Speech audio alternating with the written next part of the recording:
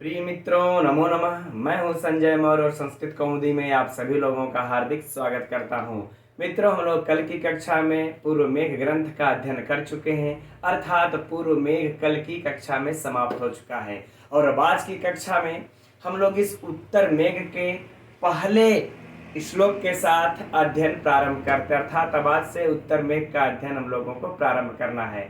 और हमारे ऐसे भाई बहन जो लोग पूर्व मेघ ग्रंथ की समाप्ति के पश्चात कह रहे थे कि सर आप किरात अर्जुनियम या फिर उत्तरामचरितम ग्रंथ को प्रारंभ ये करें, वैसे हमारे मित्र, वैसे भाई बहन हमारे बिल्कुल नाराज न हो, है ना। बस वो थोड़ा सा धैर्य रखें, जैसे ये ग्रंथ समाप्त होता है वैसे उसको हम लोग ये कर देंगे, निश्चिंत रहें उसके लिए। अब हमने जब इसको प्रश्न को डाला तो हमने जब यह कि कौन सा ग्रंथ पढ़ा जाए तो हमने देखा कि काफ़ी ज़्यादा लोग उत्तर मेघ को ही कह रहे थे अध्ययन करने के लिए, और मेरे भी विचार से लगा कि उत्तर मेघ ही पढ़ना चाहिए, क्योंकि जो ग्रंथ मित्रों छूट जाता है ना फिर वो छूट ही जाता है। ठीक है, और यह धैर्य रखें आप लोग, हम इस उत्तर मेघ को थोड़ा स्पीड में भगा करके ले चलने की, अर्थात शीघ्र ही पूर्ण करने की कोशिश हम करेंगे। ठीक, उसके बाद उन ग्रंथों को देखा जाएगा। तो चलिए हम लोग अध्ययन प्रारंभ करते हैं। तो पहले इस श्लोक का हम लोग एक बार वाचन कर लेते हैं, पढ़ लेते हैं। विद्युतवंतं ललित वनिता सेन्द्र चापम सचित्रा संगीताया प्रहत मुरजा स्निग्ध गंभीर घोषम, है ना। अंतः तोयम मणिमय भुवः तुंगम अभ्रम लिहाग्राः प्रसादा त्वाम तुलयितुम अलम यत्र तैस्तैः विशेषैः।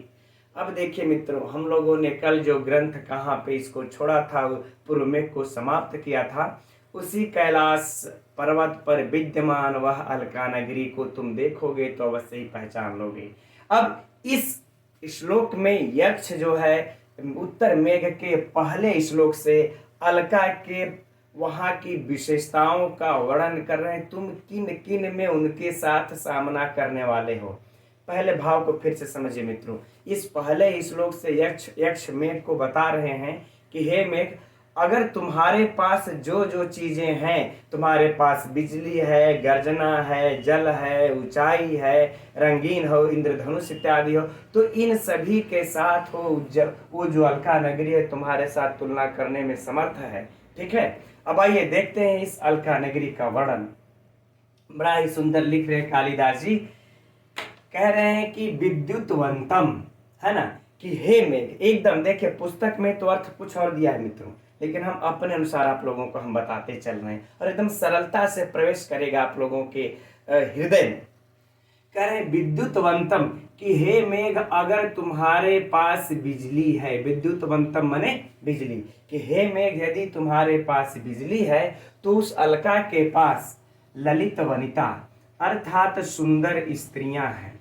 क्या है? सुंदर स्त्रियां हैं, या फिर कह ले सुंदर नायिकाएं हैं, सुंदर वनिताएं हैं। वनिता, ठीक, वनिता अर्थात मित्रों हम लोग अगर कवि संप्रदाय की भाषा में देखा जाए तो वनिता को रमणियों को कहते हैं। ठीक, तो बल्कि अगर स्त्रियां की जगह हम लोग अगर वनिता ही लिख दे, रमणियां लिख दे तो बेहतर होगा। अब भाव समझिए कि अगर तुम्हारे पास बिजली जो है, सुंदर नायिका है तुम्हारे पास, तो उस अलका के पास भी कमी नहीं है, उसके पास सुंदर वनिताएं हैं। ठीक, और देखिए अगर सेंद्र चापम, अगर तुम्हारे पास इंद्रधनुष है, अगर तुम्हारे पास इंद्रधनुष है तो उनके पास सचित्रा, चित्र से युक्त सुसज्जित भवन है ना, या अर्थात चित्र से युक्त है, चित्र से सुसज्जित है। ठीक, कुछ भी हम लोग कर सकते हैं, सुसज्जित। कि अगर तुम्हारे पास मेघ के पास इंद्रधनुष होता है ना, सप्तरंगी गोल के आकार में, तो कह रहे हैं कि हे मेघ, यदि तुम्हारे पास यह इंद्रधनुष है सप्तरंगी, तो वहां पर विभिन्न रंगों से युक्त सुसज्जित चित्र हैं। कहां तुमसे वो कम है अलका। ठीक, अब आगे कहते हैं संगीताय प्रहत मुरझा स्निग्ध गंभीर घोषम। स्निग्ध गंभीर घोषम, स्निग्ध का मित्रों अर्थ होता है चिकना, लेकिन हम लोग यहाँ अर्थ लगा लेंगे मित्रों मधुर। ठीक, कह रहे अगर तुम्हारे पास मधुर और कुछ गंभीर घोषम अर्थात गर्जना है तो देखिए कालिदास जी मित्रों कितनी कितनी सुंदर दिमाग लगा करके रचना कर रहे हैं। ऐसे ही नहीं, हम लोगों के वह कवियों में श्रेष्ठ हैं, है ना। तो कह रहे हे मेघ अगर तुम्हारे पास मधुर गंभीर गर्जना है, तो उस अलका के पास क्या है, संगीताय प्रहत मुरझा। ठीक है, संगीत के लिए बजने वाले मृदंग है। क्या है मित्रों, मृदंग। ठीक, अगर तुम्हारे पास गर्जना है तो उनके पास मधुर शब्द निकालने वाले संगीत में जो वाद्य यंत्र उपयोग किए जाते हैं वही मृदंग है। अब आगे कह रहे हैं कि अंतः तोयम, अगर तुम्हारे पास, अंतः माने अंदर, तोयम मतलब मित्रों क्या, जल। अगर तुम अपने अंदर जल भरे हुए हो और वो जल बहता हुआ रहता है, चमकता हुआ दिखाई देता है, तो उनके पास क्या है, देखिए मणि, है ना, मणिमय भुवः, मणिमय भुवः अर्थात मित्रों मणियों से युक्त, अर्थात मणियों से युक्त क्या है, भुवः मतलब मित्रों कह ले पृथ्वी है या फिर आंगन है ना, जिसमें कहने का भाव यहाँ पर इनको ये इनके यह है मित्रों कि जो अलका के जो भुवः है अर्थात जो जमीन है, पृथ्वी है, आंगन है, उसमें मणि जड़े हुए हैं और उन मणियों को देख कर कैसा लगता है कि उसमें पानी भरा हुआ है ना, पानी भरा हुआ। और ऐसे आप लोग जानते होंगे, ऐसे घर के आंगन या फिर बरामदों का विधान करने का मित्रों महाभारत में भी है। आप लोग देखे होंगे, वह ऐसा संरचना रचा गया था कि जैसे लग रहा था पानी भरा हुआ हो, जहां शकुनी अपना धोती उठा करके चलता है। ठीक है, तो कह रहे हैं कि अगर तुम्हारे अंदर जल भरा हुआ है तो ध्यान रखो वहां पे मणियों से युक्त वहां की पृथ्वी आंगन है। अब कह रहे हैं कि तुंगम, अगर तुम्हारे पास ऊंचे हो या फिर कहने मित्रों ऊंचाई है, अगर तुम्हारे पास ऊंचाई है तो सुनो उनके पास क्या है ना, तुंगम। अब म में से मित्रों अ निकाल देंगे तो अभ्रम लिंग, अभ्रम लिहाग्रा, अभ्रम लिहाग्रा मतलब मित्रों आकाश, आकाश को स्पर्श करने वाले, आकाश को स्पर्श करने वाले क्या है, प्रसाद मतलब मित्रों महल है। ठीक, अगर हे मेघ तुम ऊंचे हो, तुम्हारे पास ऊंचाई है, तो उनके पास आकाश को स्पर्श करने वाले महल है। इस प्रकार से त्वाम मने तुम्हारे साथ, तू लाई तुम अलम, तू लाई तुम अर्थात मित्रों तुलना करने में, तुलना करने में अलम मने पर्याप्त है, अलम अर्थात पर्याप्त है, यत्र अर्थात मित्रों जहां, अर्थात कहले कि अलका, वो है ना वही अलकापुरी, वह अलकापुरी कह रहे हैं, है ना, वह अलकापुरी कह ले, बल्कि वह अलकापुरी तही विशेष ही, तही मतलब मित्रों ऊन ऊन, ऊन ऊन विषय और विशेष ही माने विशेषताओं से, ऊन ऊन विशेषताओं से।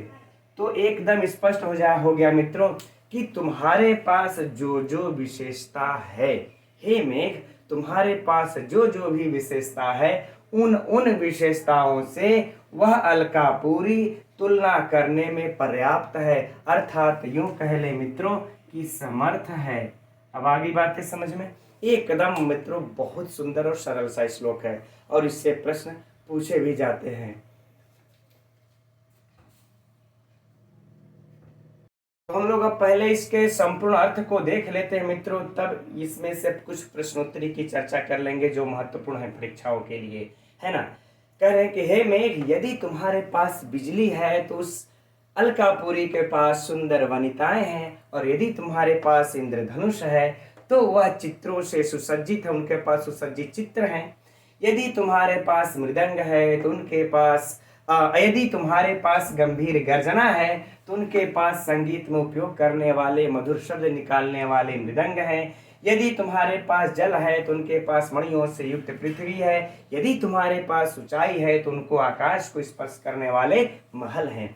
इस प्रकार से तुम्हारे पास जो जो विशेषताएं हैं उन विशेषताओं के साथ तुलना करने में वह अलकापुरी समर्थ है। ठीक मित्रों, हम समझ रहे हैं, इतना सरल अर्थ है कि एकदम आप लोगों को आत्मसात हो गया होगा।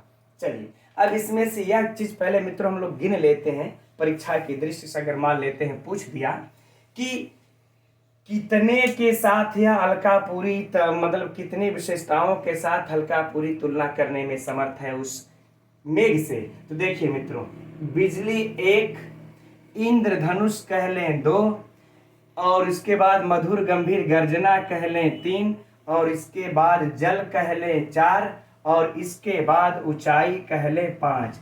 इन 5 विशेषता है मेघ के पास, और इन 5 विशेषताओं से युक्त वह अलकापुरी भी है जो कि उसकी तुलना करने में समर्थ है।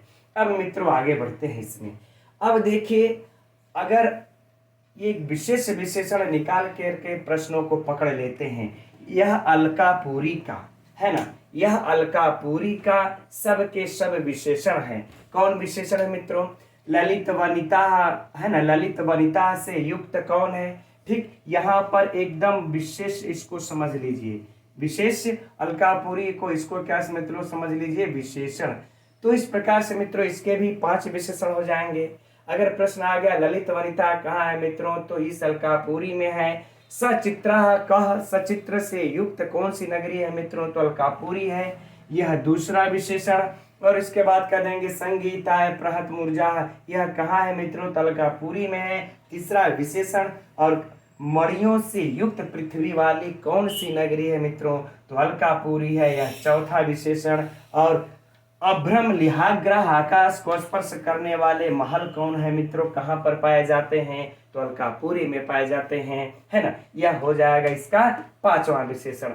तो किसी भी प्रकार से इस तरह से अगर प्रश्न पूछे तो आप लोग तटस्थ रहिए। उसी प्रकार से इस त्वम के साथ अर्थात मेघ, मेघ का मित्रों कौन है, विद्युतवंतम कह मेघ, है ना, सेंद्र चापम कह मेघ, ठीक, सीधा सीधा हो जाएगा।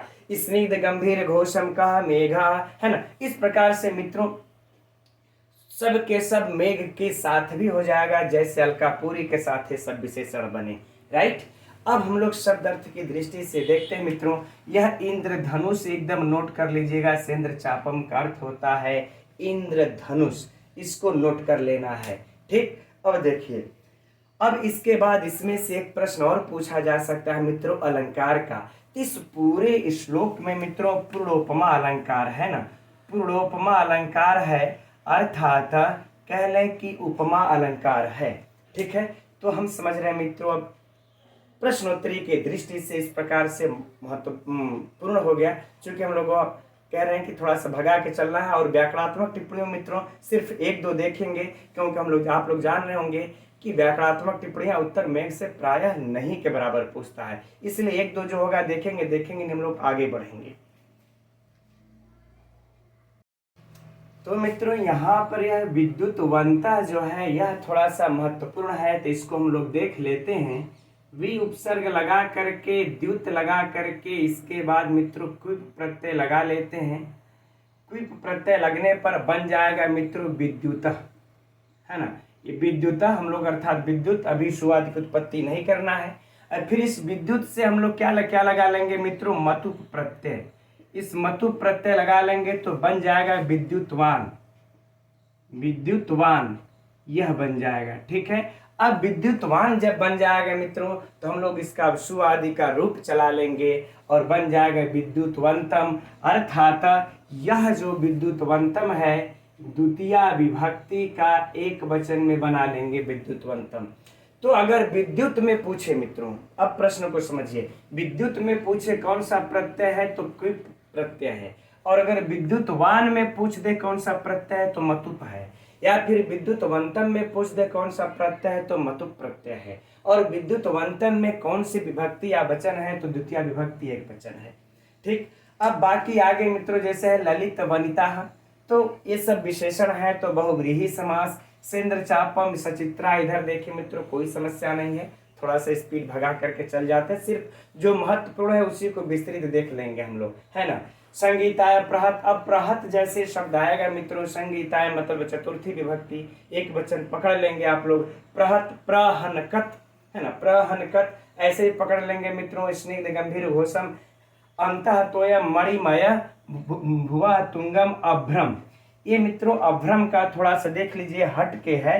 अगर मान लेते हैं अगर किसी का सर फिर गया, अगर प्रश्न उठाई दिया तो यह थोड़ा सा याद रहे, अभ्रलीह धन खस, है ना, अभ्रलीह धन खस मित्रों हो जाएगा अभ्रम, राइट, है ना। तो ये थोड़ा सा लीह धातु से खस प्रत्यय लगा है, तो ये स्मरण रखेंगे।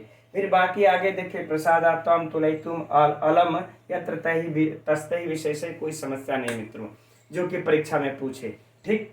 तो अब आगे बढ़ते हैं हम लोग। तो यह रहा उत्तर मेघ का मित्रों दूसरा श्लोक, और यह परीक्षा की दृष्टि से अत्यंत महत्वपूर्ण श्लोक है, इसलिए जरा इसको हम लोग ध्यान से देखेंगे। पहले चलिए एक बार इसको पढ़ लेते हैं। हस्ते लीला कमल मल के बाल कुंदानुविद्धम नीतालोध्र प्रसवरजसा पाण्डुता मानने श्री चूडापाशे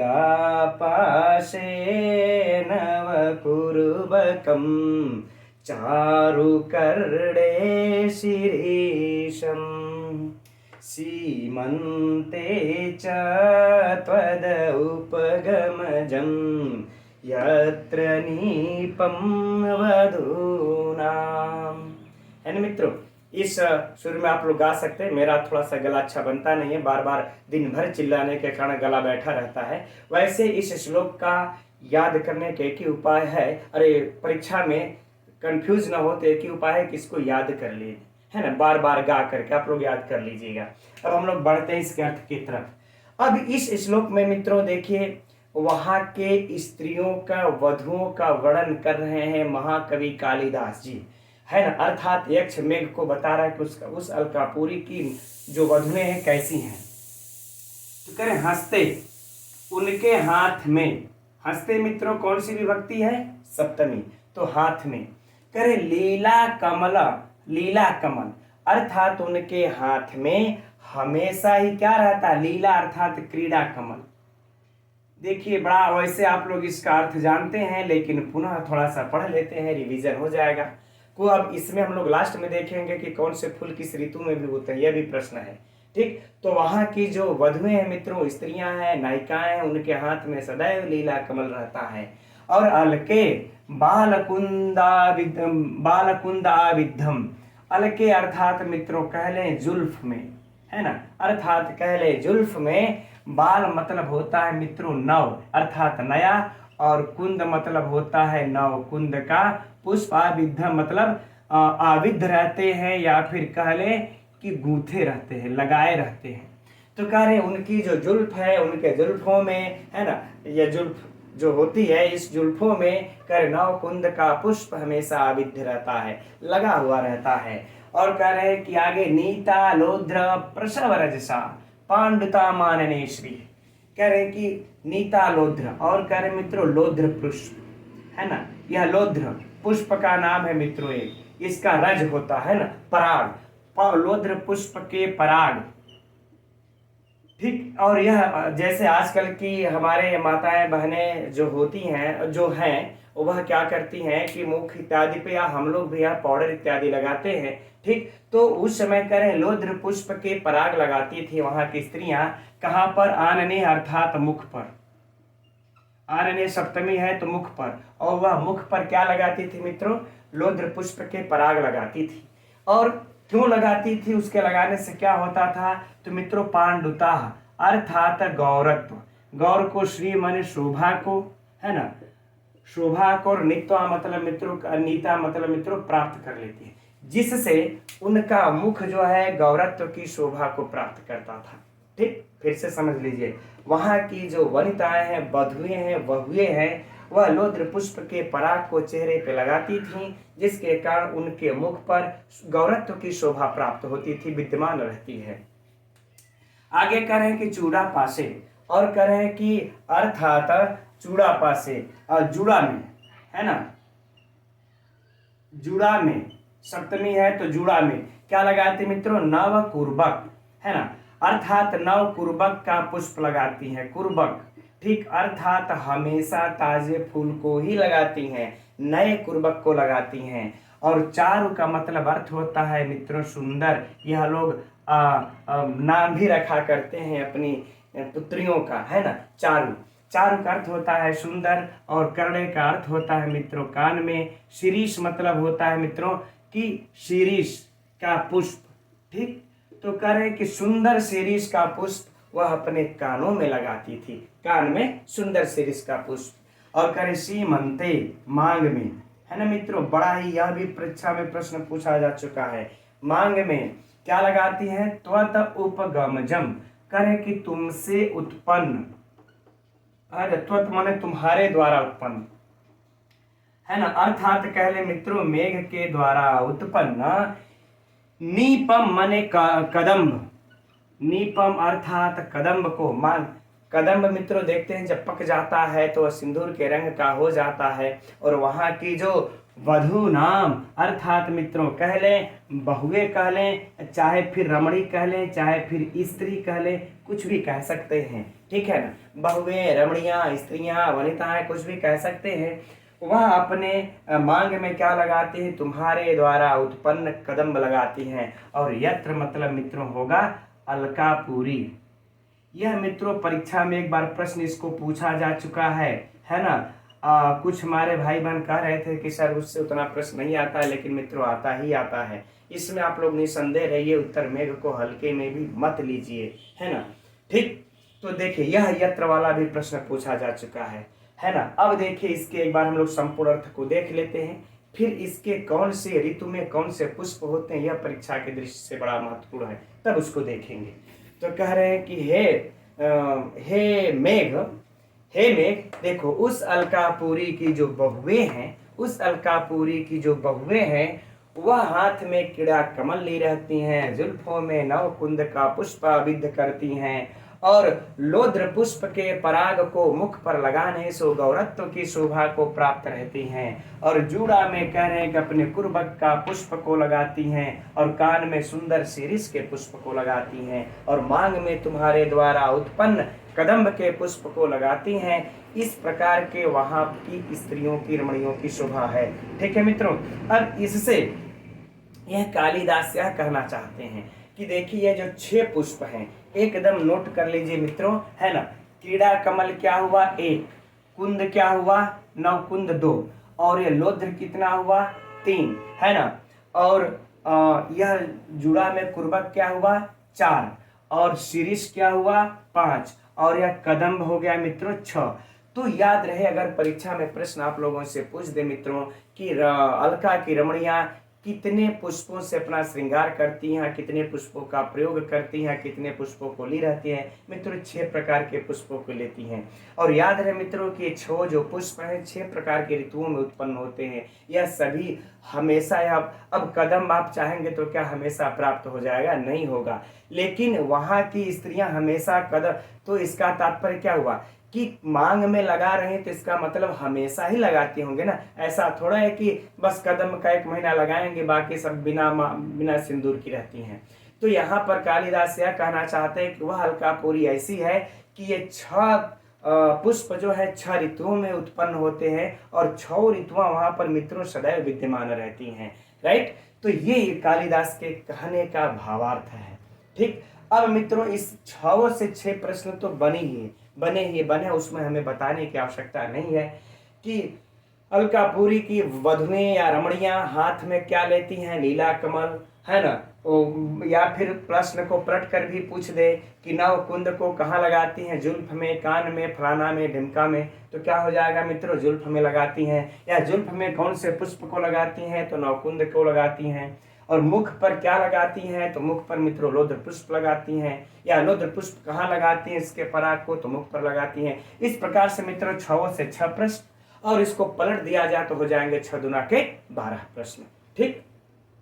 यही इससे महत्वपूर्ण है मित्रों। और इसकी व्याकरणात्मक टिप्पणियां कुछ मैं समझ रहा हूं कि विशिष्ट है नहीं, बाकी सब में देख रहे हैं सप्तमी सप्तमी, और इसमें जो है कि जैसे आविधम में तनुविधकत, है ना, आविधकत, तो वहां पर कोई समस्या है नहीं, इसलिए व्याकरणात्मक टिप्पणियों को छोड़ देते हैं इसका। अब बस यहाँ पर हम लोग चलते हैं कौन से पुष्प किस ऋतु में विद्यमान है मित्रों, इसको लिख करके हम रख देते हैं, आप लोग नोट कर लीजिएगा। तो अब देखिए इस चार्ट के द्वारा हम लोग इस श्लोक को अच्छी प्रकार से समझ सकते हैं और याद भी कर सकते हैं, और याद कर लेंगे मित्रों तो परीक्षा में हम लोगों को कभी कंफ्यूजन नहीं होगा। तो पहले हम लोग चार्ट को समझते हैं। देखिए इसके सबसे पहले मैंने ऋतुओं को नाम लिखा है, 6 ऋतुओं के नाम, और ये 6 ऋतुओं के नाम मित्रों बिल्कुल क्रम से रखे हैं, है ना, कि बसंत के बाद कौन सी ऋतु आती है। सबसे पहले तो बसंत से हम लोग प्रारंभ करते हैं, और बसंत की समाप्ति के पश्चात ग्रीष्म, ग्रीष्म की समाप्ति के पश्चात वर्षा, इसलिए क्रम से एक तरफ ऋतुएं हो गई, और दूसरी तरफ मित्रों इन ऋतुओं में उत्पन्न होने वाले यह पुष्प हैं, कि इन ऋतुओं में किन ऋतुओं में कौन कौन से पुष्प उत्पन्न होते हैं, पैदा होते हैं। और इसके बाद मित्रों यह रहे अंग, जो कि अंगों के नाम, जो कि अलकापुरी की बधुएं स्त्रियों के जहाँ जहाँ इन पुष्पों का जिन अंगों में लगाती हैं, प्रयोग करती हैं, उन अंगों के यह रहे मित्रों नाम। तो अब आइए देख लेते हैं एक बार पुनः इसको हम लोग। देखिए यह बसंत ऋतु है। सबसे पहले बसंत ऋतु आते हैं मित्रों, और बसंत ऋतु में कुर्बक का पुष्प उत्पन्न होता है, जिसको वहाँ की महिलाएं, स्त्रियां, है ना, जूड़े में लगाती हैं। जो पीछे जो बालों के ऊपर जो बालों के पीछे जो सिर के पीछे जो जूड़ा बनाते हैं, उसमें यह कुर्बक का पुष्प लगा लेती हैं। अब आगे कह रहे हैं, देखिए बसंत जैसे ही समाप्त होता है मित्रों, कौन सी ऋतु आ जाती है, ग्रीष्म। अब इस ग्रीष्म ऋतु में मित्रों शीरीष के पुष्प उत्पन्न होते हैं। यह जनरल सी बात है मित्रों, हम लोग प्रायः अपने यहाँ भी देखते हैं कि जैसे गर्मी आती है शीरीष का पुष्प उत्पन्न होने लगते हैं। गाँव में जो गाँव से संबंधित होंगे जानते ही होंगे, और उसे स्त्रियां सुंदर शीरीष के पुष्पों को अपने कानों में लगाती हैं। और मित्रों ग्रीष्म जैसे ही समाप्त होता है उसके बाद वर्षा ऋतु आ जाती है, और यह देखिए बड़ा इसके साथ संयोग है मित्रों, इस समय कौन सी ऋतु चल रही है, वर्षा ऋतु भी चल रही है। और इसी वर्षा ये ऋतु में मेघ का दर्शन करता है मित्रों, और मेघ को संदेश सुनाता है। ठीक है, तो इस वर्षा ऋतु में मित्रों किसका पुष्प उत्पन्न होता है, इस कदम्ब का उत्पन्न होता है, और जिससे वहां की स्त्रियां इस अपने मांग में लगाती हैं। अब मित्रों इसके बाद वर्षा ऋतु जैसे ही समाप्त हो जाती है तो शरद ऋतु आ जाती है, और यह सामान्य सी बात है मित्रों, शरद ऋतु में ही कमल उत्पन्न होते हैं। ठीक है, तो इसमें कमल उत्पन्न होता है, जिसे वह हमेशा हाथ में ले करके उसको ऐसे ऐसे अपना खेलती रहती हैं, वह कमल हाथ में ले लेती हैं। अब इसके बाद करें हेमंत ऋतु आती है मित्रों, और इस हेमंत ऋतु में कुंद का पुष्प होता है, जिसको यह कुटिल केश विन्यास में लगाती हैं।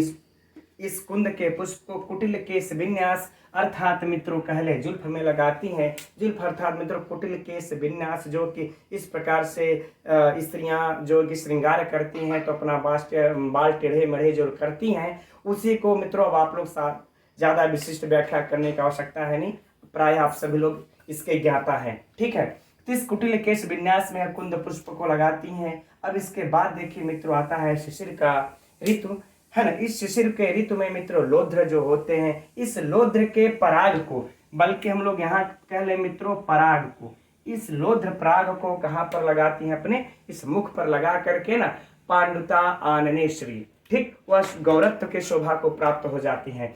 तो इस प्रकार से मित्रों आप लोग इसको एकदम नोट कर लीजिएगा, अगर आप लोगों के पुस्तक में दिया हो तो ठीक, नहीं तो एकदम नोट कर लीजिएगा, परीक्षा के दृश्य से अत्यंत महत्वपूर्ण है। ठीक है, अब हम लोग आगे बढ़ते हैं। तो यह रहा अगला श्लोक तीसरा, पहले एक बार पढ़ लेते हैं फिर शेष चर्चा होगी। यत्रोन्नमत्त भ्रमर मुखरा पादपा नित्य पुष्पाः हंस श्रेणी रचित रचना नित्य पद्मानलिन्यः केकोत्कंठा भवन शिखिनो नित्य भास्वत कलापा नित्य ज्योत्सना प्रतिहत तमो वृत्ति रम्या प्रदोषा। अब देखिए मित्रों कितने सीक्वेंस से सीरियल से महाकवि कालिदास जी चल रहे हैं, हम लोग भी उसी सीरियल से अपने दिमाग में बैठाते चले कि पहले श्लोक में संपूर्ण अलका नगरी का वर्णन किए, फिर दूसरे श्लोक में किसका वर्णन किए, वहां की स्त्रियों का, रमणियों का।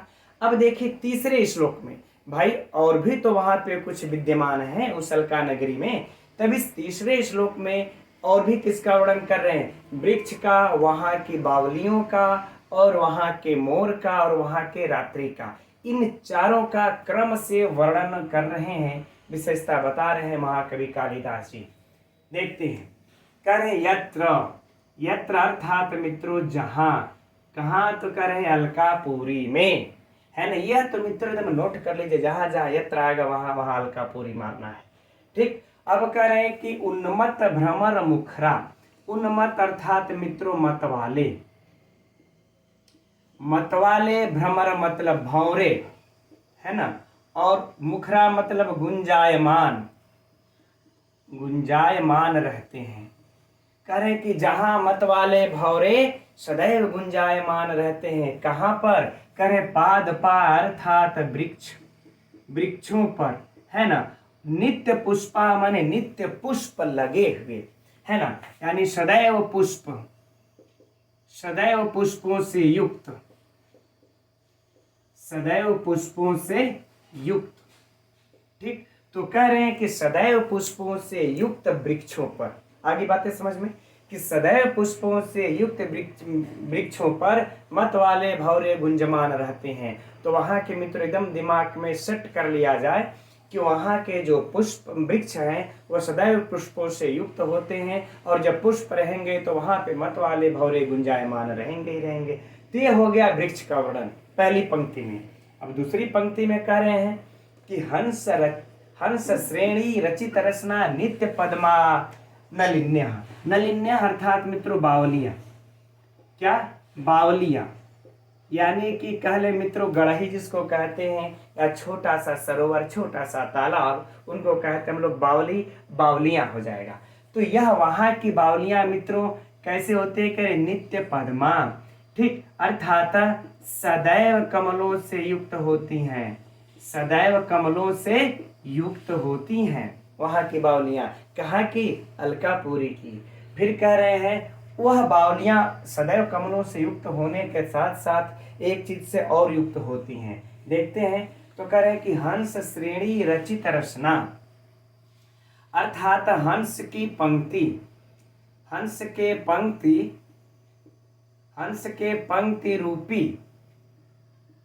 करधनी से सुशोभित, है ना मित्रों, करधनी से क्या, रमणीय कह ले चाहे मित्रों सुशोभित कह ले। ठीक, अर्थात वहां की जो बावलियां हैं उन बावलियों के मित्रों किनारे किनारे हंसों की श्रेणियां लगी होती हैं, जो कि करधनी का काम करती हैं, करधनी के हमको आभास कराती हैं, शोभा देती हैं, और उस बावलियों में सदैव कमल खिले रहते हैं। ऐसी है अलकापुरी की यह बावली। ठीक, अब आगे देखते हैं मित्रों। अब है केकोत कंठा भवन शिखिनो नित्य भास्वत कलापा। अब वहां के मित्रों भवन शिखना अर्थात जो घरेलू मोर होते हैं, जो घरेलू मोर होते हैं, अब इनकी चर्चा कर रही हैं। क्या कर रहे हैं, करे नित्य भासत्व कलापा, करे सदैव, सदैव भासत्व कलापा अर्थात मित्रों आवाज करने के लिए, है ना, कहने का तात्पर्य है कि बोली लगाने के लिए, या फिर कह ले आवाज करने के लिए, आवाज करते हैं, और आवाज करते हैं और कैसे कर मित्रों, केकोत कंठा अर्थात जो शब्द निकालने के लिए गर्दन को जो ऊपर उठा लेते हैं, है ना। तो हम लोग सिर्फ यही लिख लेते हैं, गर्दन को ऊपर उठाए,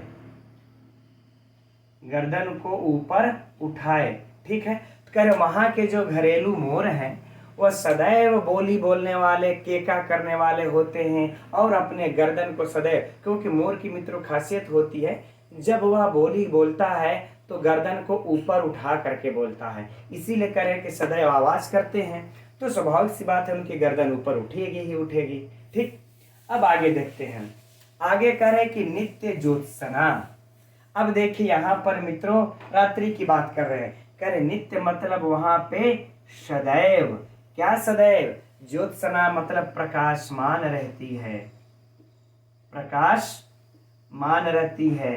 कौन, प्रदोषा माने रात्रियां, और वहां की मित्रों रात्रियां जो होती हैं वह सदैव प्रकाशमान रहती हैं। और कह रहे कि प्रतिहत, प्रतिहत मतलब नष्ट, है ना, नष्ट हो गया, तम मतलब अंधकार।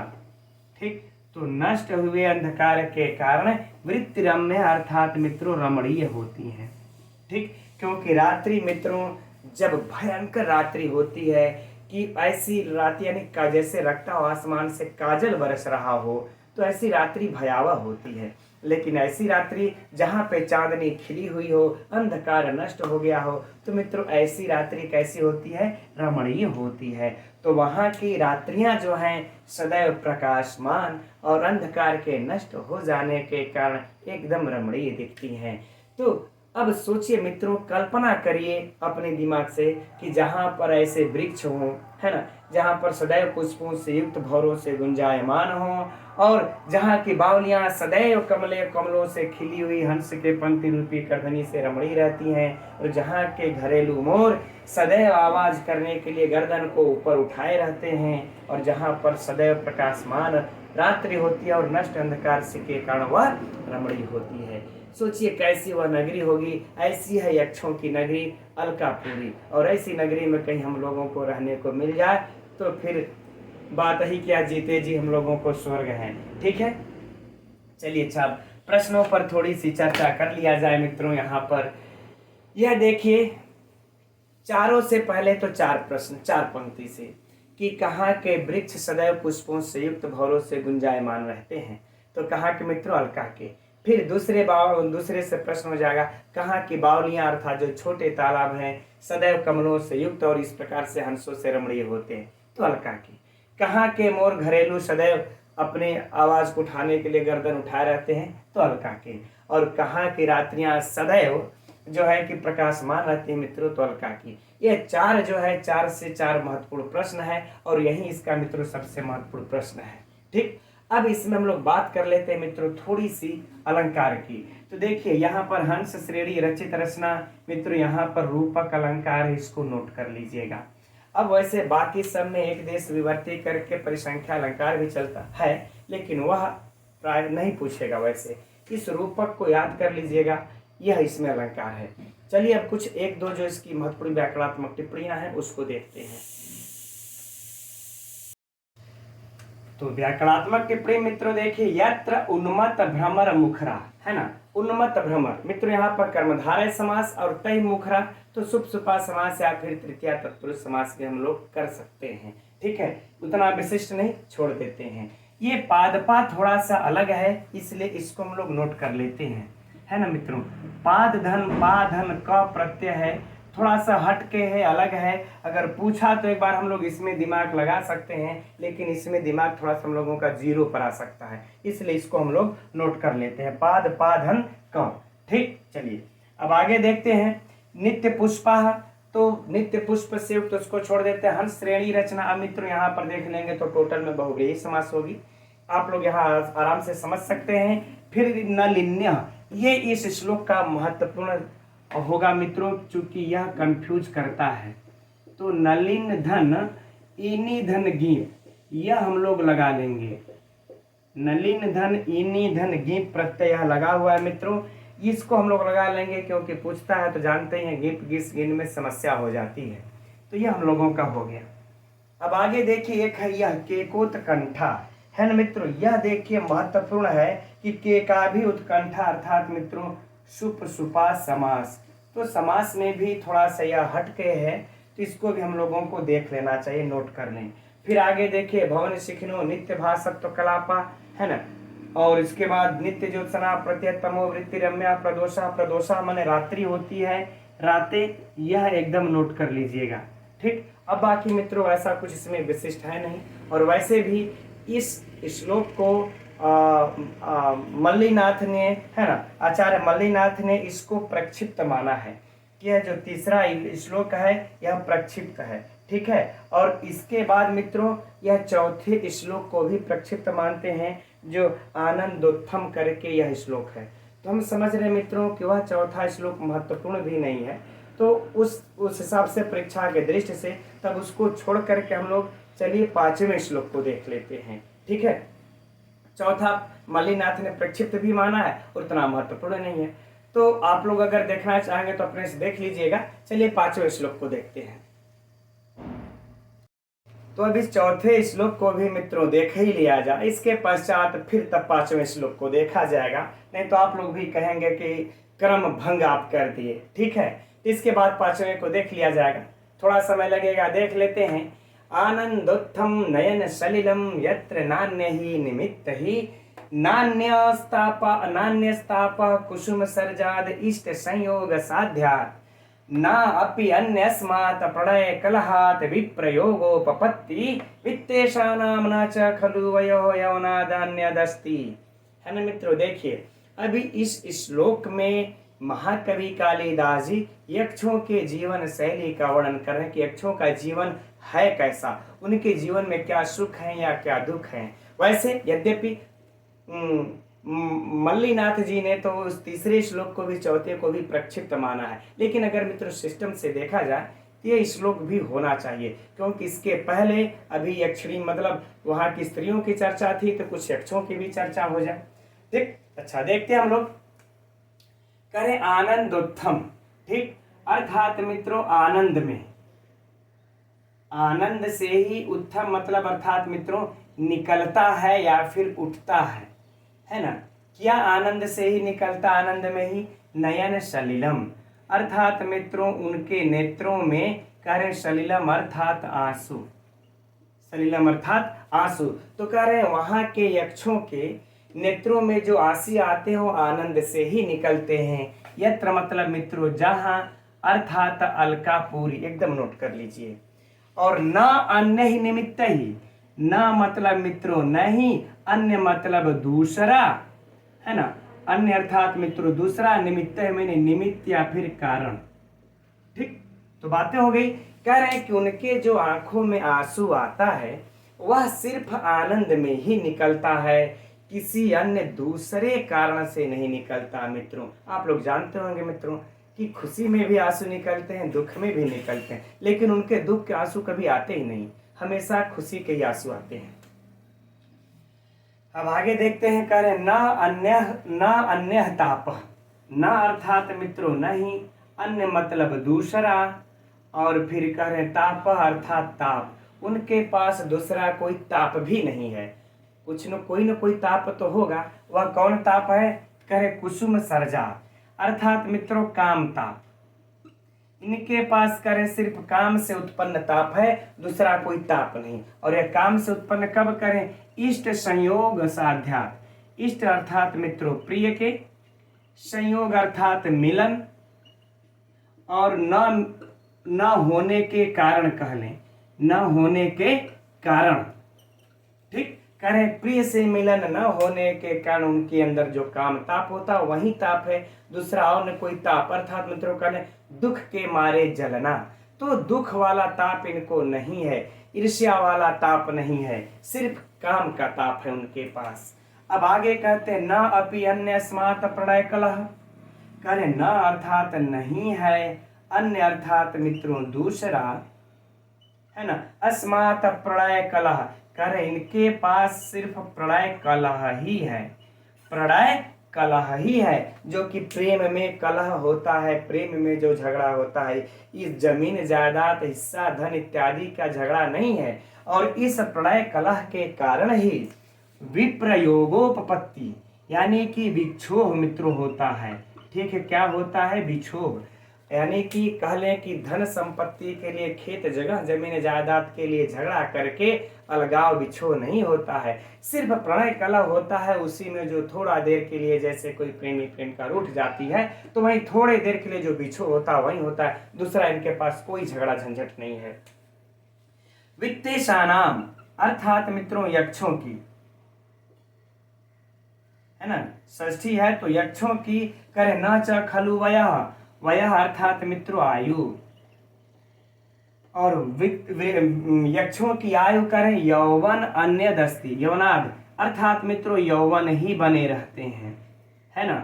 कह रहे हैं वृक्षों की जो आयु होती है वह सदा युवा ही होती है, युवा ही होती है, अन्य मतलब दूसरा, दूसरी कोई आयु नहीं, दूसरी कोई उनके न चखल यानी दूसरी कोई उनकी आयु नहीं होती है, वह सदा युवा ही बने रहते हैं, न बचपन होता है न बुढ़ापा होता है। ठीक मित्रों, तो इन अर्थों के एक बार पुनः बोल लेते हैं कि वहाँ के यक्षपुरी में यक्षों की सिर्फ आनंद में ही आंसू निकलते हैं नेत्रों से, दूसरे किसी के कारण आंसू नहीं निकलते। और उनके पास महज काम का ताप ही होता है, वो भी प्रिय के न मिलने के कारण दूसरा कोई ताप नहीं है। और वहाँ के यक्षों में प्रणय कला से ही बिछो होता है, दूसरा अन्य किसी कारण से बिछो नहीं होता। और उन यक्षों की आयु सदैव 30 वर्ष के अरे युवा बने रहते हैं, है ना, दूसरी कोई उनकी आयु नहीं होती है। ठीक मित्रों, अब हम समझते हैं, ये समझ में आ गया। बस थोड़ी सी चर्चा यहाँ पर हम लोग प्रश्नोत्तरी की कर लें तो मित्रों इन चारों पंक्तियों से 4 प्रश्न बन जाएंगे, आप लोगों को एकदम स्पष्ट है। पहली पंक्ति से क्या कि कहाँ के लोगों को नेत्रों में आंसू सिर्फ आनंद से ही निकलता है, दूसरे कारण से नहीं, है ना। तो कुत्र तो कह रहे हैं, लिख देंगे अलकापुरी, है ना। फिर कहाँ के लोग सिर्फ काम ताप से ही होते हैं, दूसरा कोई अन्य ताप नहीं होता, तो अलकापुरी। इस प्रकार से मित्रों प्रणय कला सिर्फ कहाँ के लोगों में सिर्फ प्रणय कला से ही बिछो होता है, किसी अन्य कारण से नहीं, तो अलकापुरी। और इसी तरह से मित्रों इसका भी यह 4 प्रश्न इसमें से हो जाएंगे। ठीक, अब बाकी मित्रों इसमें ऐसा कुछ विशिष्ट है नहीं, बस अब 1-2 जो महत्वपूर्ण व्याकरणात्मक टिप्पणियां हैं उनको देख लेते हैं। तो इसके व्याकरणात्मक टिप्पणियों में मित्रों हमको सबसे महत्वपूर्ण सिर्फ यही प्रतीत हो रहा है ना। इसको देख लेते हैं पहले। आनंद धन आप लोग मित्रों उद लगा लेंगे, फिर स्था लगा लेंगे, और इसके बाद क प्रत्यय लगा लेंगे मित्रों कर्तरी अर्थ में। और इसके बाद जो है यहाँ पर उदह स्था स्तंभो पूर्वस्य से पूर्व सवर्ण करके हम लोग बना लेंगे मित्रों आनंदोत्थम। राइट, चलिए नयन सलिलम। अब यहाँ पर तो इस तरह का कोई ऐसा विशिष्ट है नहीं मित्रों जो आप लोगों को उलझाए परीक्षा में।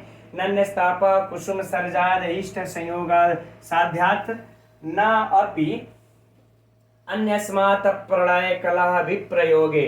अब मित्रों विप्रयोग का है तो विप्रयोग क्या हो जाएगा, वी उपसर्ग लगा लीजिए, धन प्र लगाइए, यूज लगा लीजिए। ठीक, यूज धन घय, यूज धन घय, बस ऐसे ही ऐसे है मित्रों, हो जाएगा ना विप्रयोग। ऐसे ही ऐसे है, बस सरल सरल, और ज्यादा इसमें कुछ है नहीं। अब आगे देखिए वित्तेषा नाम षष्ठी विभक्ति बहुवचन। अब आगे देखिए न च खलु वयः यौवन है, युवन धन अड़ लगा देंगे मित्रों, यहाँ पर हो जाएगा क्या यौवन। ठीक, तो हम समझते हैं बस ये आप लोगों के एक युवन और प्रत्यय यौवन में ये और ये महत्वपूर्ण है, बाकी सब सिंपल है। तो आज की कक्षा मित्रों इतना ही रहने देते हैं, और क्या इसी स्पीड से चले तो ठीक है या फिर धीमा या तेज करना होगा, तो आप लोग जैसा कहेंगे मित्रों हम उसी के अनुसार हमें चलना है। तो आज की कक्षा में इतना ही रहने देते हैं मित्रों, कल फिर मिलेंगे ठीक इसी समय 7:30 बजे। तब तक के लिए नमो नमः।